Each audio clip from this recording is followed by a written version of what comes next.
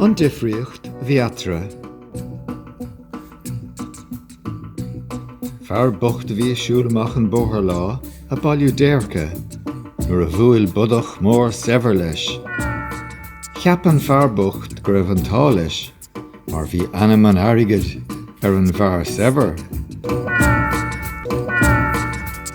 D'írig an fear bocht an ann chuige is dír cúnamh beag air.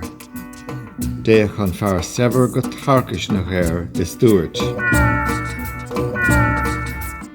Cuirdiad as mar riachas crashtí I bhín.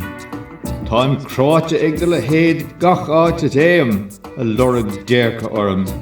Scrisad arm leat a bhaci gan bha. Bug bráin is. San fear eile. Ní gán tarcisne. Míle nirid sin difríocht A Bhí Eatortha. Tás a gom gomach gúil 2,000 punt sa bhanca gutsa. Ach táimse a tosú an 100,000 a bhailiú inniu.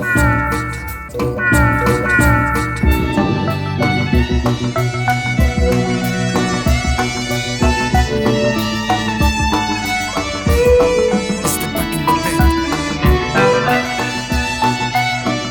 the bed.